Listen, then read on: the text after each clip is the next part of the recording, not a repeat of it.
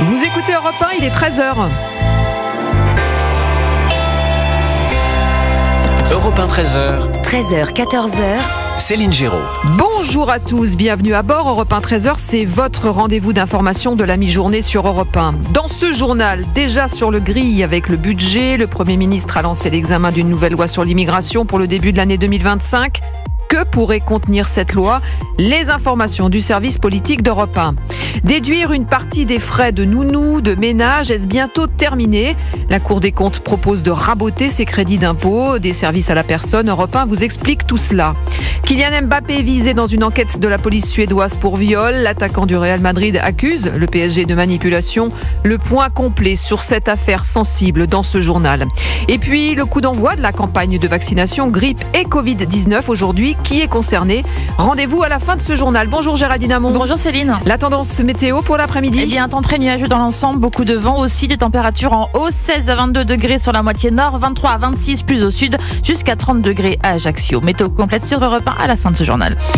Europe 1. Et on ouvre ce journal avec ce Conseil des ministres qui se tenait ce matin à l'Elysée. Arthur Delaborde, vous êtes sur place pour Europe 1. Alors à la veille de l'arrivée du budget 2025 en commission des finances à l'Assemblée, une assemblée plus bouillante et plus divisée que jamais, l'Elysée a fait un geste d'apaisement. Oui, la présidence de la République doit donner l'exemple selon Emmanuel Macron. Elle ne sollicitera donc pas d'augmentation de sa dotation l'année prochaine. Le chef de l'État renonce donc à la hausse des crédits de 3 millions d'euros, pourtant prévue dans le projet de budget 2025 dévoilé en fin de semaine dernière. Décision saluée il y a quelques minutes par la porte-parole du gouvernement, Maude Brejon. Je considère à titre personnel que ce sera bien accueilli par nos concitoyens dans un contexte où nous demandons des efforts qui sont des efforts importants, encore une fois sur les baisses de dépenses, mais également sur des contributions ciblées et exceptionnelles. L'augmentation de la dotation de l'Élysée était inentendable pour l'opinion publique, abonde un autre participant au Conseil des ministres. En parallèle, l'Assemblée nationale et le Sénat annoncent également ne pas demander les hausses de crédits prévues, respectivement 11 millions d'euros pour le Palais Bourbon et 6 millions pour le Palais du Luxembourg. Rétropédalage des présidents des deux chambres du Parlement dans un communiqué commun. Il est indispensable que les deux assemblées participent à l'effort demandé à tous pour redresser les finances publiques, écrivent Yaël Braun-Pivet et Gérard Larcher. Arthur Delaborde en direct de l'Elysée pour Europe 1. Et pendant ce temps-là, Michel Barnier a donné son feu vert à l'examen d'une nouvelle loi immigration début 2025 avec l'ambition de rétablir certaines mesures retoquées par le Conseil constitutionnel l'an dernier. Maï-Hélène Trémollet, quelles sont les grandes lignes de ce texte ? Eh bien, allonger la durée maximale de rétention en centre administratif pour les étrangers en situation irrégulière les plus dangereux, la portée de 90 à 210 jours, c'est la première mesure voulue par Bruno Retailleau. Par ailleurs, le ministre souhaite le rétablissement du délit de séjour irrégulier, le durcissement des conditions d'accès aux prestations sociales pour les étrangers, la réforme de l'aide médicale d'État ou encore la restriction du regroupement familial. Autant de mesures issues de la précédente loi immigration, pour beaucoup rédigées par Bruno Retailleau lui-même lorsqu'il était patron des sénateurs LR, mais qui avait été censurés par le Conseil constitutionnel car considérés comme des cavaliers législatifs. En clair, le nouveau locataire de Beauvau veut bien durcir la loi, mais sans aller au-delà de ce qui avait été voté l'an dernier, comme il l'a annoncé ce matin. Alors que ce nouveau projet de loi divise au sein de l'Alliance de la droite et de la Macronie, Bruno Retailleau compte ainsi imposer un texte dont l'ensemble des mesures avaient bien été votées par la majorité présidentielle avant d'être censurées par le Conseil constitutionnel. Les précisions de Maï-Hélène Trémollet du service politique d'Europe 1. Et sachez que la Commission européenne veut augmenter les expulsions de migrants illégaux.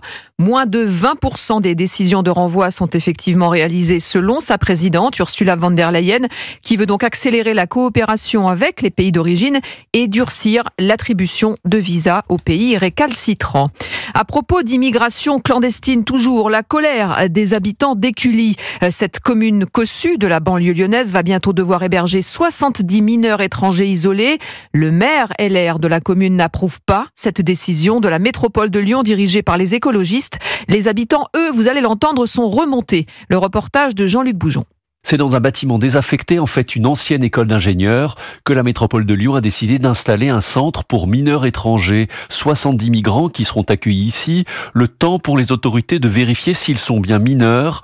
Pour la métropole de Lyon, utiliser ces locaux inoccupés est une évidence, explique son président, l'écologiste Bruno Bernard. Ces jeunes, nous les mettons à l'hôtel, ça coûte très cher à la collectivité. Donc il était naturel, c'est une question de bonne gestion de la collectivité, de profiter d'un bâtiment qui était déjà adapté, plutôt que de payer des chambres d'hôtel. Sauf que le projet suscite une grande inquiétude chez les riverains. Ça fait un peu peur, on risque de cambriolage, de dégradation. Moi je voudrais pas que ça se fasse là, quoi. Moi j'ai une fille adolescente de 14 ans et on se fait beaucoup de soucis par rapport à la sécurité de nos enfants, en sachant qu'à peine 100 mètres, nous allons accueillir des migrants. Le maire Sébastien Michel dénonce lui un coup de force. Le maire que je suis se retrouve impuissant avec une collectivité qui lui impose un projet dont il ne veut pas. La prise de contexte a été que vous le vouliez ou non, ça se fera. Le maire qui déplore donc d'être obligé de renforcer la sécurité autour d'une installation qu'il n'a pas voulu. Écully, Jean-Luc Boujon, Europe 1.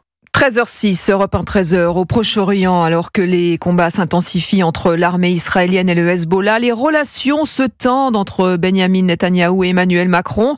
Pour preuve, l'armée israélienne ne prévient plus l'armée française de ses frappes au Liban. Jacques Serret, le fossé semble se creuser entre Tel Aviv et Paris. Ce qui était l'exception est devenu la règle. Depuis plusieurs jours, Israël ne prévient plus l'armée française des frappes envisagées sur le Liban, confie une source diplomatique. Jusqu'ici, l'État hébreu prenait notamment en compte la présence d'officiels français sur le terrain pour éviter tout risque d'incident diplomatique. Ce n'est plus le cas. Le signe d'une dégradation accélérée des relations, analyse un diplomate. Et les ressentirs d'Israël sur les positions de la finule au Liban n'ont rien arrangé. Emmanuel Macron a réitéré son appel à cesser les exportations d'armes, des déclarations qui continuent d'agacer le Premier ministre israélien. Mais Paris ne compte pas dévier de cette ligne, quitte éventuellement à aller encore plus loin. La saisine du Conseil de sécurité de l'ONU à la suite des tirs sur les casques bleus fait partie des options envisagées par la France. Un pas qui n'a pas encore été franchi, mais qui marquerait une nouvelle étape de la distanciation entre Paris et Tel Aviv. Les informations de Jacques Serret du service politique d'Europe 1. 13h07, Europe 1, 13h, vous restez bien avec nous dans quelques instants. Kylian Mbappé, cité par plusieurs médias suédois comme suspect dans une enquête pour viol. Le crédit d'impôt pour les services à la personne dans le viseur de la Cour des comptes. Et puis le coup d'envoi de la campagne de vaccination contre le Covid-19 et la grippe. À tout de suite. 13h, 14h, vous écoutez Céline Géraud sur Europe 1. Europe 1, 13h.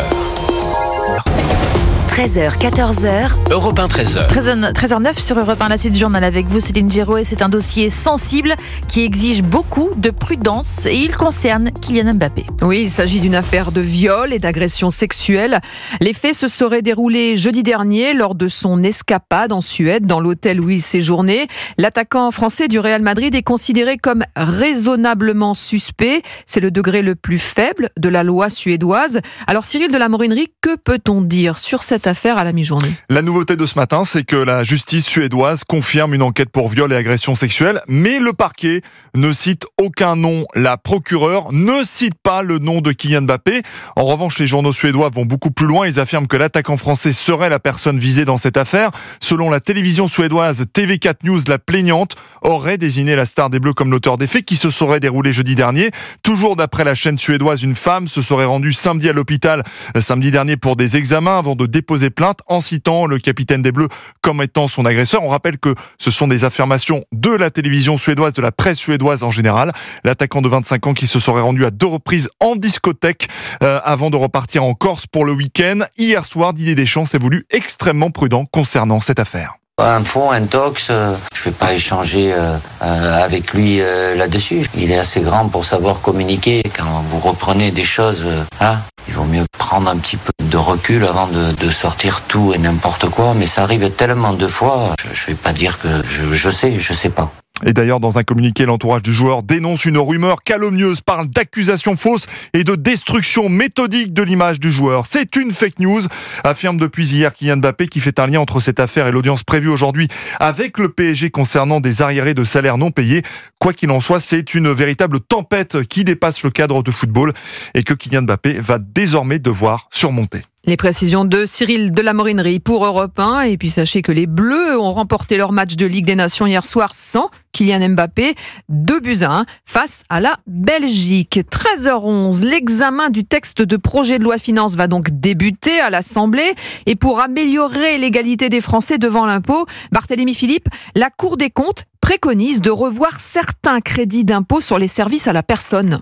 Oui, première recommandation, raboter le taux du crédit d'impôt service à la personne, sauf pour les dépenses liées à la garde d'enfants et à la dépendance. Ce crédit d'impôt qui permet aussi aux Français de payer moins cher les prestations de ménage ou de jardinage représente un manque à gagner d'environ 6 milliards d'euros par an pour l'État. C'est trop, selon le premier président de la Cour des comptes, Pierre Moscovici, d'autant que la majorité des bénéficiaires de cet avantage n'en ont pas vraiment besoin. Ce crédit d'impôt se concentre largement sur le dixième de revenu le plus élevé. L'objectif initial de mieux lutter contre le travail dissimulé pourrait toujours être atteint en abaissant son taux de 50% à 40%. Avec cette mesure, l'État pourrait récolter 800 millions d'euros par an.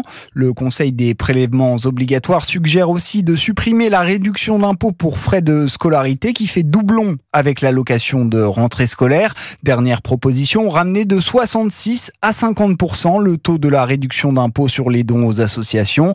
Au total, ces trois mesures permettraient à l'État de récupérer plus d'1 milliard d'euros par an. Barthélémy Philippe du service économie d'Europe 1. 13h13 sur Europe 1, nous sommes le 15 octobre et c'est le coup d'envoi de la traditionnelle campagne de vaccination pour les virus de l'automne, Céline. Oui, Covid-19 et grippe, ils sont de retour, les bonnes vieilles infections. Yasmina Katou, qui peut avoir accès à ces deux sérums ? Eh bien, les vaccins sont recommandés pour les personnes fragiles, les plus de 65 ans, les femmes enceintes, les personnes atteintes d'une obésité sévère, les enfants aussi à partir de 6 mois qui présentent des comorbidités ou sont immunodéprimés sont invités à se faire vacciner. Toutes les personnes concernées ont reçu une invitation par courrier de la part de l'assurance maladie qui leur permet de bénéficier d'une prise en charge à 100%. Si vous n'avez rien reçu dans votre boîte aux lettres et que vous faites partie de la population cible, votre pharmacien peut vous émettre un bon de prise en charge. L'injection peut d'ailleurs se faire directement en officine ou bien chez une infirmière, une sage-femme ou encore votre médecin. Pour le vaccin contre le Covid, toute personne qui le souhaite peut le recevoir gratuitement à condition de ne pas avoir été contaminée 6 mois avant. Enfin, comme l'année dernière, il est possible de se faire vacciner en même temps contre la grippe et le Covid avec une injection dans chaque bras. Les précisions de Yasmina Katou du spécialiste santé à Europe 1. Allez, on fait un point sur les marchés comme chaque jour avec vous, Claire Lemaître de boursier.com. Et on est bien dans le rouge aujourd'hui. Oui, on perd 0,8%, 7540 points. CAC 40 plombé par son poids lourd Total Energy. Les marges de raffinage du groupe ont chuté en Europe au 3e trimestre. La faute à une baisse du prix du brut. Total Energy perd donc 4,5%. Et d'ailleurs, le pétrole cède encore du terrain aujourd'hui. Le baril de Brent chute de 4%. Beaucoup de prudence aussi du côté du luxe. On attend ce soir la publication des ventes trimestrielles du numéro 1 mondial, LVMH. Et on surveillera les commentaires du groupe concernant la Chine, un des marchés clés des maisons de luxe qui inquiète beaucoup en ce moment.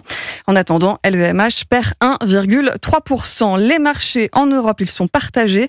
Francfort gagne 0,3%, mais Londres 7,05%. Moins 0,8% à Paris pour le CAC 40, 7540 points. Merci Claire Lemaître de boursier.com et rendez-vous ce soir à 19h avec Pierre de Villeneuve, Europe 1 soir. La météo maintenant avec vous, Géraldine Amont, c'est nuageux et beaucoup de vent. Et oui, avec un vent d'autant qui souffle fort de 70 à 90 km/h jusqu'à 100 km/h sur le massif central. C'est pareil sur les Pyrénées où le vent est de secteur sud. Ce mardi après-midi, nuages et éclaircies sont au programme au nord d'un axe allant de l'estuaire de la Loire jusqu'au massif du Jura, avec quelques ondées qui feront leur apparition. Des nuages bas persistent aussi sur les régions bordant le golfe du Lion, avec des petites pluies faibles intermittentes sur le Languedoc, pendant que des averses, parfois orageuses, se déclenchent sur les crêtes pyrénéennes et ces pluies se dirigent vers le sud du massif central en soirée. Pour les températures, elles sont douces. Il fera 16 degrés à Strasbourg, 18 à Boulogne-sur-Mer, 19 à Paris, on attend 20 degrés à Quimper, 22 à Nice, 23 à Aurillac, 24 à Avignon, 27 à Bordeaux, 28 à Biarritz, jusqu'à 30 degrés à Ajaccio. Demain, un épisode Cévenol se met en place et demain, le temps sera dégradé avec de fortes pluies apportant de forts cumuls dans le sud-est avec des risques de crues mais aussi d'inondations. Donc soyez très prudents, on en reparlera. Merci Géraldine Amont. Allez, 13h16, on est ensemble jusqu'à 14h, vous ne bougez pas. On va décrypter l'actualité dans quelques instants avec Paul Melun et Laetitia Strauss-Bonnard. Il fallait donner l'exemple. L'Élysée annonce renoncer à la hausse de sa dotation prévue dans le budget. Idem pour l'Assemblée nationale et le Sénat. Qu'en pensez-vous ? Venez réagir. Au 01 80 20 39 21, le numéro est non surtaxé. 13h14, vous écoutez Céline Géraud sur Europe 1. Europe 1, 13h.